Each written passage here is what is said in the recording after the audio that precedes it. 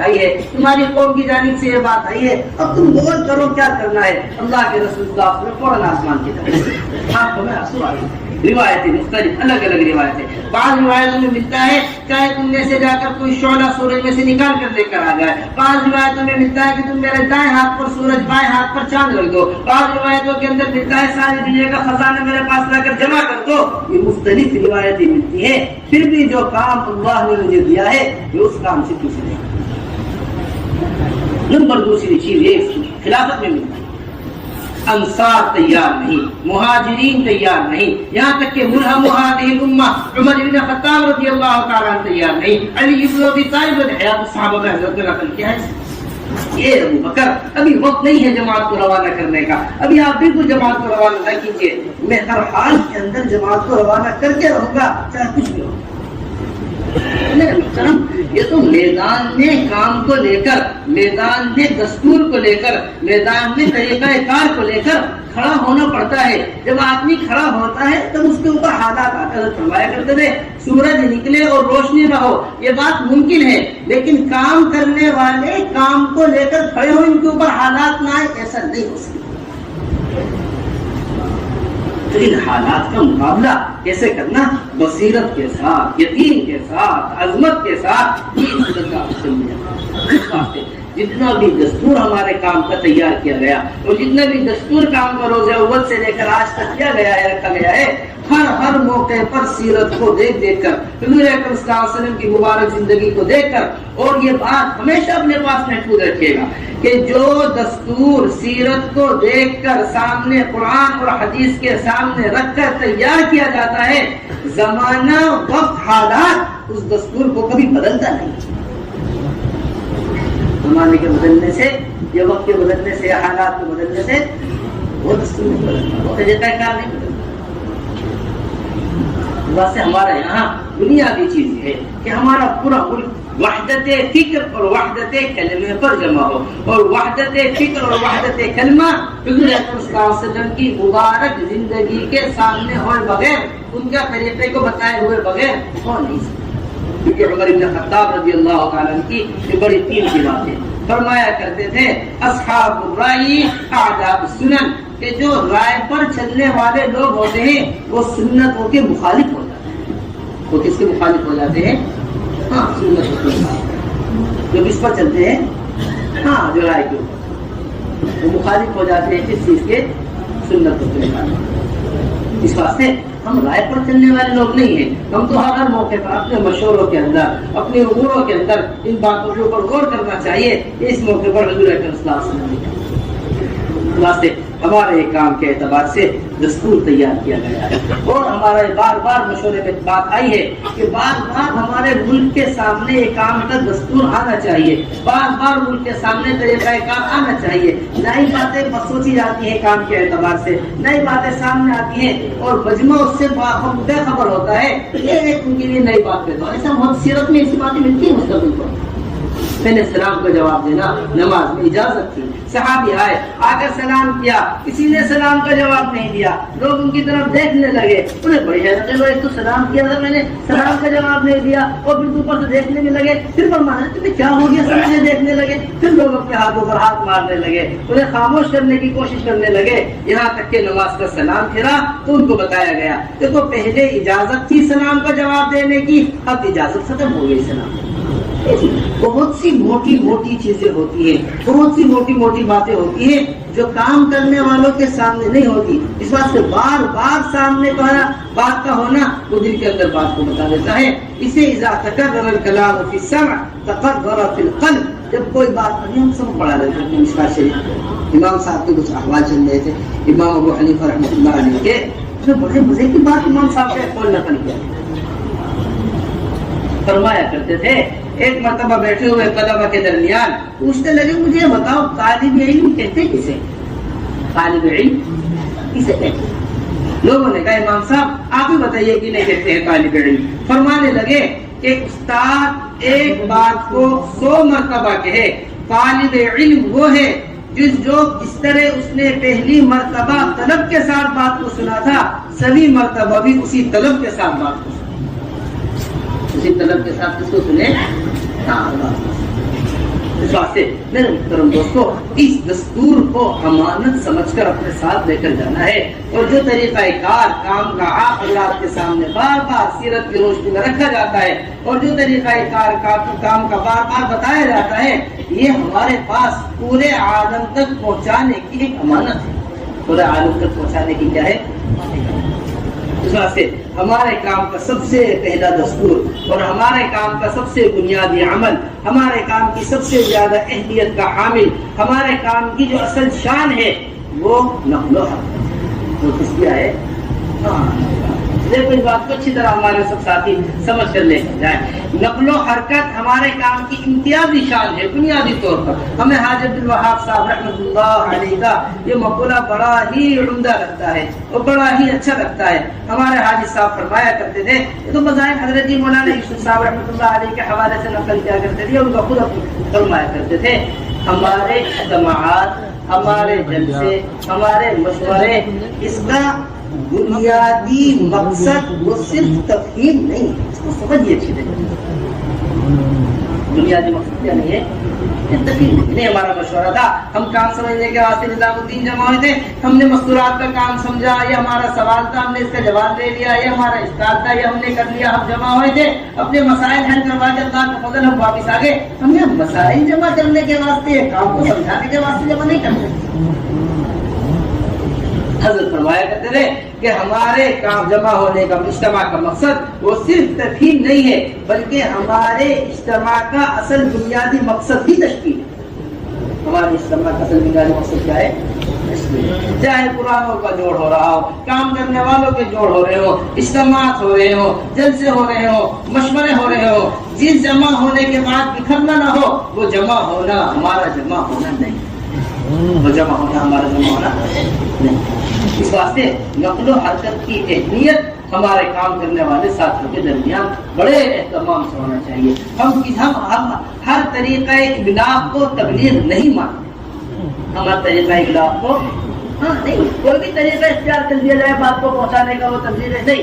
ہم طریقہ ابلاغ میں اس طریقے کے پابند اپنے کام کو مانتے ہیں جو حضور اکرم صلی اللہ علیہ وسلم کا طریقہ ابلاغ۔ حضور اکرم صلی اللہ علیہ وسلم کا کیا تھا؟ پہنچانے کا جو طریقہ حضور اکرم صلی اللہ علیہ وسلم کا تھا، قیامت تک ہم اس طریقے پر پابند ہیں، اس طریقے کے جس طرح عبادات میں حضور اکرم صلی اللہ علیہ وسلم کے طریقے کے پابند ہیں، اسی طرح ہم دعوت میں بھی حضور اکرم صلی اللہ علیہ وسلم کے طریقے کے پابند ہیں۔ اس طرح ہم دعوت میں بھی حضور اکرم بڑی اچھی لگی بات۔ حضرت اقدس مولانا ابو الحسن علی ندوی رحمۃ اللہ علیہ فرمایا کرتے تھے کہ میں نے دنیا کی مختلف تنظیمیں دیکھی ہیں، میں نے دنیا کی مختلف تحریکیں دیکھی ہیں، میں نے دنیا کی مختلف جماعتیں دیکھی ہیں، تین چیزیں مجھے حضرت جی مولانا الیاس صاحب رحمۃ اللہ علیہ کے کام میں ایسی نظر آئی ہے کہ میں نے دنیا کی کسی تحریک تنظیم میں تین چیزیں دیکھی، اور انہی تین چیزوں کی وجہ سے مجھے اللہ تبارک و تعالیٰ کی ذات عالی سے امید ہے کہ اللہ تبارک و تعالیٰ قیامت تک اس کام کو لے کر چلے اور دیر تک کام چلے۔ اور فرمایا کرتے تھے حضرت اقدس مولانا ابو الحسن علی ندوی رحمۃ اللہ علیہ فرمایا کرتے تھے سب سے پہلی اور بنیادی اور سب سے زیادہ اہمیت کی حامل چیز جو ہے یہ دین کو سکھانے کے واسطے گھروں سے نکالتے ہیں۔ یہ دین کو سکھانے کے واسطے کیا کرتے ہیں؟ گھروں سے اپنے مقام پر رہ کر نہیں سکھاتے، بلکہ سکھانے کے لیے کیا کرتے ہیں؟ گھروں کی قربانی دلواتے ہیں۔ سب سے پہلی اور بنیادی چیز ہے جو مولانا الیاس صاحب تعالیٰ کی تحریک میں سب سے بڑا بات۔ نمبر دوسری چیز فرمایا کرتے تھے کہ یہ نکلنے میں اپنا جان اور اپنے مال کے ساتھ اللہ کے راستے میں نکلنا، اپنا جان اور اپنے جان اور اپنے مال کے ساتھ اللہ کے راستے میں نکلنا۔ نمبر تیسری چیز کہ نکلنے والا کوئی بھی ہو اور جماعت دنیا میں کہیں بھی نکلی ہو، نکلنے والا کوئی بھی ہو اور جماعت دنیا میں کہیں بھی نکلی ہو، قیام صرف اللہ ہی کے گھر میں کراتے ہیں، کسی ہوٹل کسی مکان پر کبھی قیام نہیں۔ نکلنے جانا ہوتا ہے وزیر ہو، نکلنے والا چاہے کام آدمی، یہ ہمارے کام کی بڑی بنیادی طور پر ہے وہ حضور اکرم صلی اللہ علیہ وسلم کی ناراضگی ہے اللہ کے راستے میں خروج پر تاخیر کرنے میں۔ لیکن میرے محترم دوستو، دو چیزیں عمل کے اوپر انسان کو آمادہ کرتی ہیں، ایک ترغیب انسان کو عمل کے اوپر آمادہ کرتی ہے، ایک ترغیب انسان کو عمل کے اوپر آمادہ کرتی ہے۔ جتنے بھی اعمال آپ دنیا میں دیکھیں گے یہ دو چیزیں آپ حضرات کو عمومی طور پر ملیں گی۔ ایک ترغیب ملے گی اور ایک کیا ملے گی؟ ترغیب ملے گی. ایک شوق ملے گا عمل کا، ایک خوف ملے گا. دنیاوی اعمال دیکھ لیے، اخروی اعمال دیکھ لے، دونوں میں یہی دو بنیادی چیزیں ہیں جو انسان کو آمادہ کرتی ہیں. اسی طرح ہمارے کام میں بھی جس طرح نئے لوگوں کے لیے ترغیب ہے اللہ کے راستے میں نکلنے کی، اسی طرح قرآنوں کا اللہ کے راستے میں تاخیر پر ترغیب بھی اپنے مذاکروں کے اندر ہونی چاہیے. ناراضگی اللہ کے رسول کی ایسے ہی حضرت مولانا یوسف صاحب رحمۃ اللہ علیہ نے جگہ جگہ حضرت کعب رضی اللہ تعالیٰ کے قصے کو بیان کیا ہے. جگہ جگہ حضرت مولانا یوسف صاحب رحمۃ اللہ علیہ نے اپنے بیانات میں حیات الصحابہ میں باقاعدہ جگہ جگہ باب باندھ کر خروج سے پیچھے رہ جانے پر کیا ناراضگی ہوا کرتی تھی. ہمارے آپ کے واسطے بڑی بنیادی واسطے ہم یہ نہ سمجھا کریں کہ اسے ایک خیر کی کام ہے، ایک خیر کی تحریک ہے، جو لگ جائے بڑے فائدے کی چیز ہے، جو نہیں لگے کوئی بات بھی نہیں. نہیں، حضرت فرمایا کرتے تھے ہم نے زنا کو گناہ سمجھا ہے. یہ لکھا ہوا بیان ہے ہمارا. ہم نے زنا کو گناہ سمجھا ہے، ہم نے چوری کو گناہ سمجھا ہے، ہم نے شراب کو گناہ سمجھا ہے، ہم نے نماز کے چھوڑنے کو گناہ سمجھا ہے. لیکن جس محنت کے چھٹنے کی وجہ سے یہ سارے گناہ وجود میں آتے ہو، ابھی تک ہم نے اس محنت کے چھٹنے کو گناہ نہیں سمجھا. یہ کوئی سسٹمی بات نہیں، یہ بجھی ہوئی بات آپ کو کہ جس گناہ کے جس محنت کے چھوڑ جانے کی وجہ سے یہ سارے گناہ وجود میں آتے ہو، ابھی تک ہم نے اس محنت کے چھوڑنے کو گناہ نہیں سمجھا. اس واسطے یہ حکم باقاعدہ قرآن کا. اور پھر دوسری بات بڑی بنیادی ہے، یہ میں آپ سے بڑا اہتمام سے عرض کرتا ہوں. یہ جو مستقل اپنی کارگزاریوں کے اندر دیکھتے ہیں کہ ہماری 4 مہینے لگائے ہوں کہ ایک تعداد ہے، اس میں سے ایک بڑی تعداد بیٹھی ہوئی ہے. چلہ لگائے ہوں کہ ایک بڑی تعداد ہے، اس میں سے ایک بڑی تعداد بیٹھی ہوئی ہے. کتنے فیصد 4 مہینے لگائے ہوئے کام سے بیٹھے ہوئے، کتنے فیصد چلہ لگائے ہوئے کام سے. ایک مستقل طور پر مزاج سا ہے. دو باتیں ہمیں بڑی بنیادی ہیں شروع سے. نمبر ایک چیز یہ کہ ہمارے نکلنے میں جو خروج کے بنیادی مقاصد ہو، ہم صرف انہی مقاصد کو سامنے رکھ کر خروج کروایا کریں. ہمارے نکلنے کے جو مقاصد ہیں انفروا خفافا وثقالا، یہ ہمارے نکلنے کا بنیادی مقصد، یہ حکم ہمارے نکلنے کا بنیادی مقصد. وَإِذَا اسْتُنْفِرْتُمْ فَانْفِرُوا، جب تمہیں نکلنے کو کہا جائے فوراً نکل جایا کرو. میرے محترم دوستو، جو احکامات پر نکلتے ہیں وہ بار بار نکلتے ہیں، جو اپنی ضروریات سامنے رکھ کر نکلتے ہیں وہ صرف ایک بار نکلتے ہیں. آپ کو بڑا مجموعہ ملے گا وہ کام سے بیٹھا ہوا جو اپنی ضروریات کو سامنے رکھ کر نکلتے ہیں. جو اپنی ضروریات راز ہے، آپ کی دنیاوی ضرورت ہے، فلاں پریشانی ہے، دور ہو جائے گی. ارے آپ کو تو قرآن پڑھنا نہیں آتا، نکل جاؤ قرآن ٹھیک ہو جائے گا. آپ کو تو نماز صحیح نہیں ہے، نکل جاؤ آپ کی نماز ٹھیک ہو جائے گی. بے شک نماز بھی ٹھیک کرنی ہے نکلنے میں، قرآن بھی ٹھیک کرنا ہے نکلنے میں. لیکن حضرت مولانا الیاس صاحب رحمۃ اللہ علیہ کا چھپا ہوا ملفوظ مولانا منظور نعمانی صاحب نے نقل کیا ہے کہ یہ کلمہ نماز کا ٹھیک ہونا میرے کام کے الف بات ہے. مولانا الیاس اور ان کی لکھی دعوت حضرت اقدس مولانا ابو الحسن علی ندوی رحمۃ اللہ علیہ نے نقل کیے. چند ورقے آپ شروع کے بدلیں گے، اس میں سامنے لکھی ہوئی بات ہے. فرمایا کرتے تھے میاں ظہیر یہ میرے کام صرف تحریک صلاح نہیں، صرف کیا نہیں ہے، اسی کے نیچے بھی لائف وہ تو ایک نئی قوم تیار کرنے کو جی چاہتا ہے.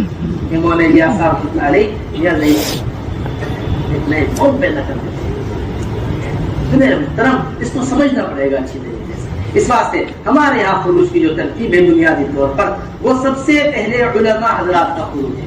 اور علماء ہمارے کام کی سب سے بڑی ضرورت ہے. کہ دیکھیے اس کو سمجھیے گا ہماری بات بہت اہتمام سے حضرات سے.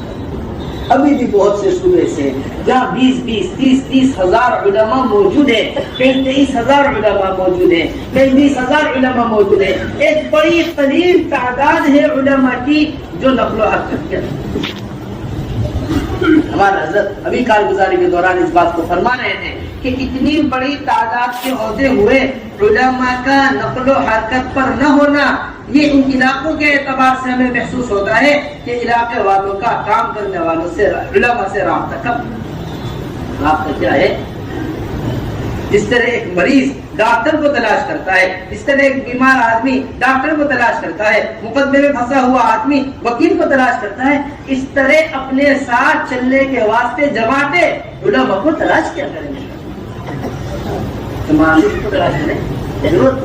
ساری ضرورتیں ہمارے سامنے، کھانے کی ضرورت ہمارے سامنے، پینے کی ضرورت ہمارے سامنے، ٹکٹ کی ضرورت ہمارے سامنے، سفر کی ضرورت ہمارے سامنے، جتنی ضروریاتی چیزیں ہوتی ہیں اس طرح وہ ساری ضرورتیں پوری کرتے ہیں اور ضروری سمجھتے ہیں اس کو پورا کرنے کے لیے. اسی طرح سب سے بڑی ضرورت علم ہے، اسے ہم ضروری سمجھیں. ایک ہر جماعت اگر محلے کے اپنے ساتھ عالم کو لے کر چلنا ضروری سمجھ لے، کہاں سے کہاں علماء کا کام ہو. ابھی سے نہیں تھا پچھلا وقت بڑی عجیب و غریب بات فرمانے کے بھائی حضرت نے بڑی عجیب و غریب بات فرما رہے تھے کہ پچھلے سیمائی کی بات ہے کہ جس چیز کی قدر عوام کے درمیان سے نکل جاتی ہے وہ چیز بے اہمیت، جس چیز کی فکر عوام میں رہتی ہے وہ چیز اس کی اہمیت باقی ہے. عوام میں وکیلوں کی اہمیت ضرورت ہے، اس واسطے ان کی اہمیت باقی ہے. عوام میں ڈاکٹروں کی ضرورت ہے، اس واسطے ان کی اہمیت باقی ہے. عوام میں انجینئروں کی ضرورت ہے، اس واسطے ان کی اہمیت باقی ہے. یہ سارے کے سارے شعبے آپ کو مشغول ملیں گے. عوام نے اہل علم اپنی ضرورت محسوس نہیں کر رہی عوام، اس واسطے علماء اس بات کی ہمارے اندر سب سے پہلی فکر ہوگی کہ ہمارے علماء حرکت کے اندر آئے، کوئی عالم ایسا باقی نہ رہے اس کا سال نہ لگے. یہ سب سے ادنا درجہ ہے کہ سب سے پہلے سال لگے. ہمارے یہاں خروج کی ترتیب علماء کے اعتبار سے سب سے پہلے علماء کا سال ہے. ہم ہر عالم کا سال مطلوب امہلنا سنتا یا رسول اللہ، یہ علماء نے خود حضور اکرم صلی اللہ علیہ وسلم سے کہا کہ آپ ہمیں 1 سال کی مہلت دے دیجئے. ہم ان کو بار بار حضور اکرم صلی اللہ علیہ وسلم فرماتے رہے بتاؤ تمہیں کیا ہوگا اگر تم ان کیا نام ہے ان لوگوں کو دین سکھاؤ ورنہ میں تمہیں دنیا میں سزا دوں گا. یا رسول اللہ سیکھنا نہیں چاہتے، نہیں تم انہیں سکھاؤ. یا رسول اللہ سیکھنا نہیں چاہتے. حیات صحابہ میں حضرت نے نقل کیا ہے یہاں تک کہ علماء نے کہا امہلنا سنتا یا رسول اللہ، آپ ہمیں 1 سال کی مہلت دے دی.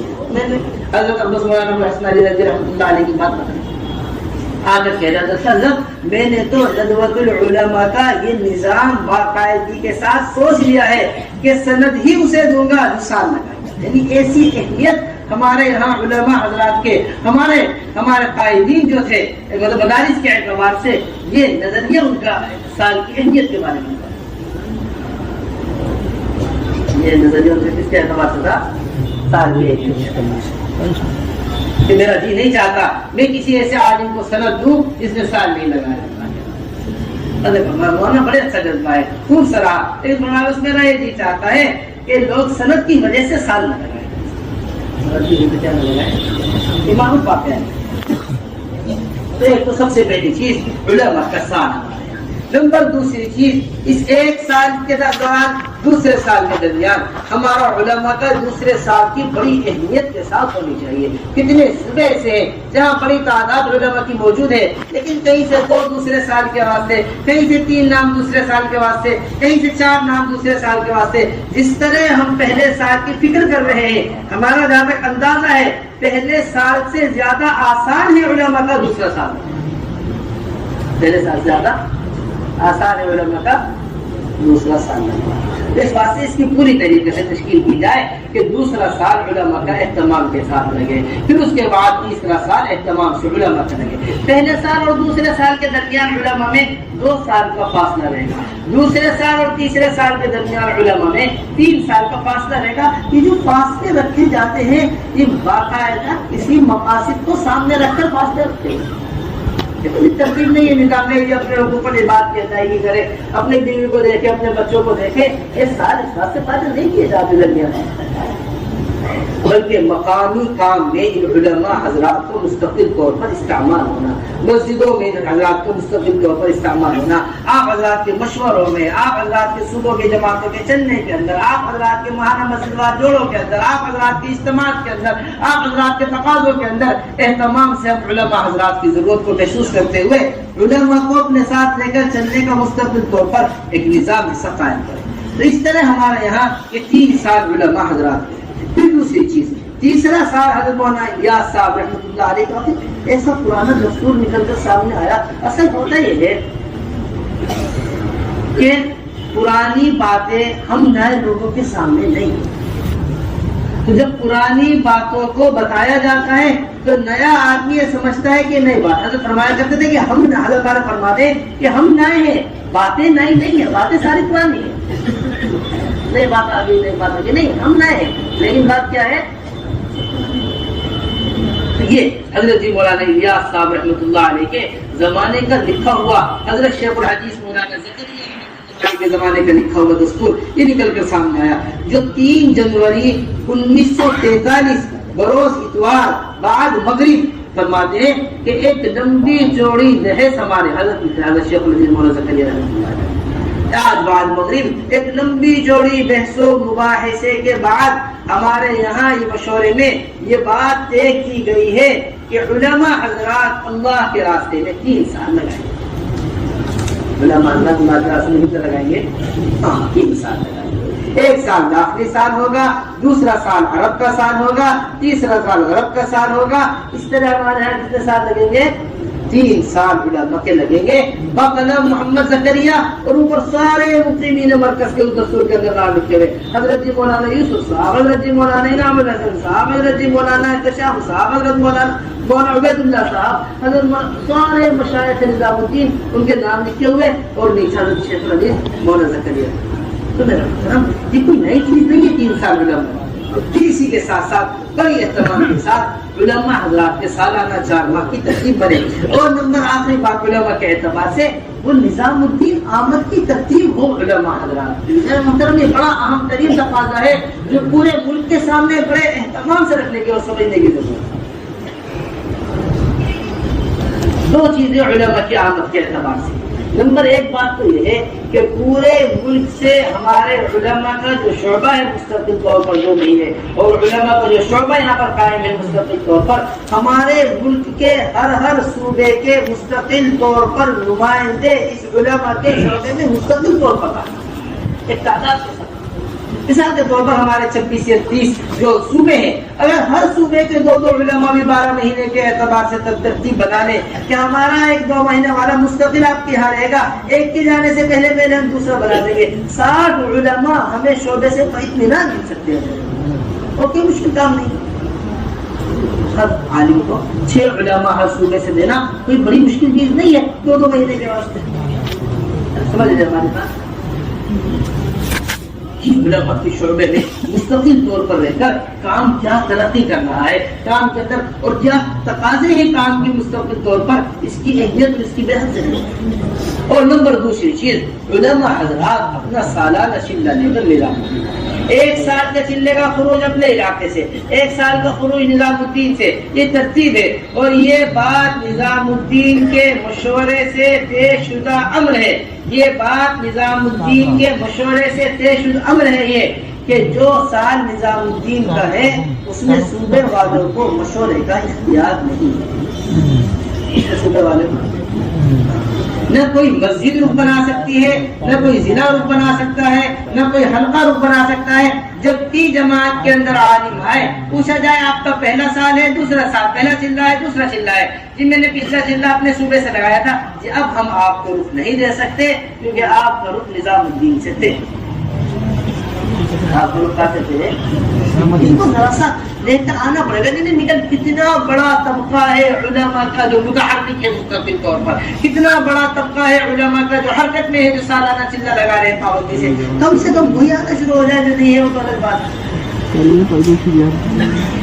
تو اس بات کی پوری طریقے سے اہمیت ہونی چاہیے کہ سالانہ خروج کے اندر اہتمام کے ساتھ علماء حضرات وہ نظام الدین میں 1 چلہ لے کر آئے۔ نمبر 3 بات جو ہم لے کر آپ حضرات کے سامنے اسے اچھی طریقے سے محفوظ فرما لیں۔ الحمدللہ اللہ کا بڑا فضل ہے، پورے ملک کے اعتبار سے 2 مہینے کے صوبے تھے ہیں، اور 2 مہینے کے اعتبار سے ہمارے صوبوں نے نظام الدین کی خدمت کی ہے، تو ان صوبوں کے اعتبار سے جب نظام الدین آئے کم سے کم 100 علماء ہمیں ہر حال میں 2 مہینے کے واسطے سال والے چاہیے، کتنے؟ 100 کم سے کم 2 مہینے کے واسطے۔ اس کے واسطے ہم نے درخواست یہ لگائی تھی کہ اس کی فہرست باقاعدگی کے ساتھ ابھی صوبے والے ہمارے حوالے کر کے جائیں سہمائی پورا ہونے سے پہلے۔ جس طرح آپ نے بیرون کے تقاضوں کے اعتبار سے، دیگر تقاضوں کے اعتبار سے نام پیش کیے تھے، اسی طرح اپنے صوبے سے کم 100 علماء 2 مہینے نظام الدین میں رہے، یہ نام ہمیں دے دیے۔ اور اسی طرح کم سے کم 100 علماء وہ سالانہ چلے والے جو ایک چلہ اپنے یہاں سے لگا چکے ہیں، اگلا چلہ نظام الدین لے کر آ رہے ہیں، ان 2 مہینوں کے اندر 200 علماء ہر حال میں ہمیں ضرورت ہے۔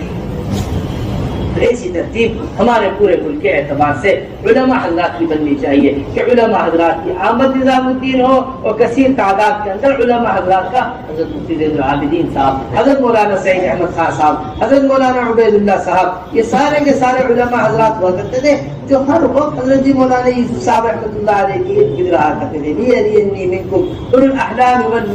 ایسے سمجھدار لوگوں کے، ایسے اہل علم لوگوں کا ہر شعبے میں مستقل ہونا یہ صوبے والوں کے لیے بھی فائدہ مند ہے، اور آنے والے تقاضے جو ہمارے تقاضے نظام الدین کے لیے آتے ہیں ان کے لیے بھی بڑی بنیادی اور اہم ترین چیز ہے۔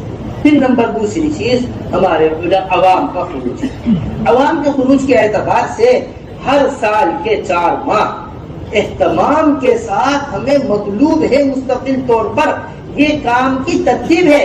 سالانہ چلہ ہمارے کام کی ترتیب نہیں ہے، سمجھیے اچھی طریقے سے۔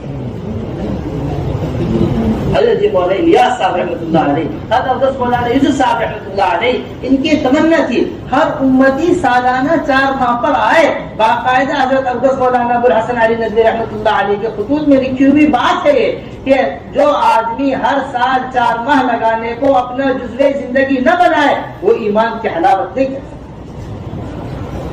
حضرت عبدالس مولانا الیاس صاحب رحمۃ اللہ علیہ کو ملفوظ اپنے وقت بڑے عالم ہیں، اور حضرت عبدالس مولانا ابو الحسن علی ندوی رحمۃ اللہ علیہ نقل کر رہے ہیں، ہم اسے غلو سمجھتے ہیں۔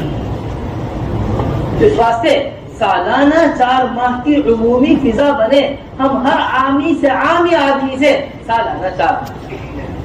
عمر بن خطاب رضی اللہ تعالیٰ عنہ نے باقاعدگی کے ساتھ یہ 4 ماہ متعین کیے، حفصہ رضی اللہ تعالیٰ عنہ کے مشورے سے یہ 4 ماہ متعین کیے۔ حضرت مولانا یوسف صاحب رحمۃ اللہ علیہ نے باب قائم کیا الخروج لثلاثة 40، اللہ کے راستے میں 3 چلوں کے واسطے باب قائم کیا، چلہ مکمل کرنے کا باب قائم کیا ہے، 3 مرتبہ 4 ماہ لگانے کا باب قائم کیا ہے۔ اس طرح ہمارے کام کرنے والے فکر مند ساتھی اس کی بات اپنے منبر سے بالکل ایسا چلا دے کہ جو چلہ لگا رہا وہ اپنے آپ کو کمزور محسوس کرے، وہ اپنے آپ کو کمی محسوس کرے کہ جیسا وقت مجھے دینا چاہیے تھا میں ایسا وقت نہیں دیتا۔ ہمارا بڑی قیمتی بات فرماتے ہیں، یہ فرماتے ہیں جو لوگ کر رہے ہیں اگر ان کو بتایا جائے گا تو جو سطح ہے وہ سطح بھی گر جائے گی، جو ابھی تک نہیں ہو رہا جب وہ بتایا جائے گا تو اس سے سطح آگے کام کی بڑھے گی۔ اس طرح ہم 4 مہینے کی عمومی فضا اور 4 مہینے کے واسطے باقاعدگی کے ساتھ لوگوں کو تیار کیا جائے کہ ہر سال کے 4 مہینے لگے، اور سالانہ 4 ماہ لگانے کی ترتیب یہ ہو کہ ایک سال 4 ماہ اپنے داخلی صوبے کے اندر تقاضوں کے اعتبار سے، نمبر دوسرے 4 ماہ دیگر صوبوں کے اندر تقاضے جو ان کو دیے ہوئے ہیں کمزور صوبے ان کے اندر، نمبر تیسرے 4 ماہ وہ بیرون کے اندر، یعنی ہر تیسرے سال کا خروج کام کرنے والوں کا اہتمام سے بیرون ہونا چاہیے۔ ہر تیسرے سال کا خروج کام کرنے والوں کا جو اہتمام سے کیا ہونا چاہیے، وہ اہتمام کے ساتھ بیرون ہونا چاہیے۔ اس طرح ہمارا، اور پھر اسی طرح 5 ماہ بیرون بڑے اہتمام کے ساتھ۔ میرے محترم دوستو، یہ حضرت نے آج بڑی قیمتی بات صبح فرمائی تھی، ہمیں ہر جماعت ہی 5 لاکھ خرچے چاہیے۔ حضرات صحابہ رضی اللہ اجمعین کے یہاں جتنا مال کا خرچ کرنا اللہ کے راستے میں ملتا ہے اتنا مال کا خرچ کرنا کہیں نہیں ملتا ہے۔ رسول اللہ جو کچھ ہے وہ میں لے کر آ گیا ہوں۔ اب اسما فرماتی ہے جب مکہ مکرمہ سے نکلا ابو بکر رضی اللہ تعالی مدینہ منورہ جانے کے لیے جو کچھ گھر میں تھا سب کچھ خرچ کر۔ اس بات کا اہتمام ہونا چاہیے کہ بڑے خرچوں کی جماعتیں ممالک کے اندر جائیں، بڑے خرچوں کی جماعتوں کے ساتھ۔ اب جہاں پہلے ایک خرچہ ہوا کرتا تھا اسے ڈبل خرچہ، دوسرا خرچہ وہ ممالک کا ہے۔ اس واسطے بڑے بڑے خرچوں کی جماعتیں ہمارے یہاں مستقل مخدوم ہیں۔ پورا یورپ منتظر بیٹھا ہوا ہے، پورا افریقہ منتظر بیٹھا ہوا، سارا امریکہ حضرات کا منتظر۔ کوئی ملک ایسا نہیں تھا 65 ملکوں میں جن کا سب سے پہلا تقاضا یہ نہ ہو کہ ہمیں نظام الدین کی جماعت چاہیے۔ 1 لاکھ خرچے کی جماعت، 1.5 لاکھ خرچے کی جماعت، کیا تقاضے کیا کریں گے جا کر ملکوں میں، لیکن ملکوں کے اندر جا کر اس کو سمجھیے. میں بڑی اہمیت کے ساتھ آپ حضرات سے بات عرض کرنا چاہتا ہوں. چاہے ہماری داخلی جماعتیں ہوں, چاہے ہماری خارج باہر جانے والی جماعتیں ہوں, چاہے ہماری مستورات کی جماعتیں ہوں, چاہے ہماری مردوں کی جماعتیں ہوں, ہمیں اپنی ہر جماعت کے مصارف کو کھولنے کی ضرورت ہے. 2000 میں چلنا, 3000 میں چلنا, 4000 روپے میں چلنا لگ رہا, کوئی چلنے میں بجائے مستورات کے چلنے 2000 روپے میں لگے. 2000 روپے کے چلنے کی جماعت نظام الدین آ گئی, 2000 روپے چلنے کی جماعت نظام الدین آ گئی. تو خود ہمارے ساتھی سنا رہے کہ میرے باہتمام کارگزاری کے اندر جب بیٹھ کے ساتھیوں سے اختلاف کیا تو پتا چلا اس چلے کی تیاری میں 25,000 روپے لگے ہیں. چلہ لگانے کے جو خرچہ ہے وہ 2000 روپے. اتنے کے کپڑے سلے, اتنے کی بیچی آئی, اتنے کا فلاں آیا, اتنے کا فلاں آیا, اتنے کا یہ ہوا. جو ضروریات ہیں اس کے مصارف یہ ہیں, جو غیر ضروری چیزیں ہیں اس پہ یہ مصارف ہیں, اور جو ضروریات ہیں اس کے یہ مصارف. اس واسطے آپ حضرات اس کو پورا اہتمام کیا کریں. داخلی جماعتوں میں کھلا خرچ رکھا کریں. اتنی وسعت ہوگی خرچے کے اندر, اتنا بنجر بستیوں میں گھس کر جماعتیں کام کریں گے, اتنا اندر علاقوں کے اندر جماعتیں. ہم اپنی چلے کی جماعتوں کو پورے ملکوں کے اندر بکھیرنا چاہتے ہیں. مستورات کی جماعتوں کو کتنے علاقے انتظار اور بے دینی کے 2,000 روپے 3,000 روپے کی جماعتیں کہاں تک جا سکتے ہیں.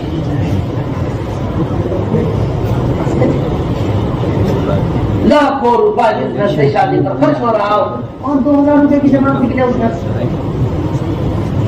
حضرت فرمایا کرتے تھے خاندانوں کو جوڑنے پر مال خرچ ہو رہا, اللہ کے بندوں کو اللہ سے جوڑنے پر مال خرچ نہیں. اللہ کے بندوں کو اللہ سے جوڑنے پر مال خرچ نہیں ہو رہا ہے. اس واسطے اس کا پوری طریقے سے اہتمام ہو کہ ہماری جو بھی جماعتیں اللہ کے راستے میں نکل رہی ہیں یہ بڑے خرچے کے ساتھ ہماری جماعتیں, چاہے مردوں کی ہو چاہے مستورات کی ہو, یہ بڑے خرچے کے ساتھ نکل رہے ہیں. پھر دوسری بات یہ ہے کہ ماہانہ 10 یوم بڑے اہتمام کے ساتھ لگانے کی ترتیب قائم ہو اور اپنی قربانیوں کو آگے بڑھانے کی فکر کی جائے. اسی طرح پرانا عملہ ہر سال نظام الدین 2 مہینے کے واسطے اہتمام, سالانہ 4 ماہ اور پھر 2-4 مہینے اپنے یہاں مقامی کام, پھر اس کے بعد 2 مہینے نظام الدین. یہ اس طرح سالانہ 6 مہینے کی ترتیب ہمارے حضرت نے قائم کی. پہلے سالانہ 4 ماہ کا خروج, پھر 2-4 ماہ اپنے مقام پر کام, پھر اس کے بعد 2 مہینے وہ عملہ مطلوب ہے.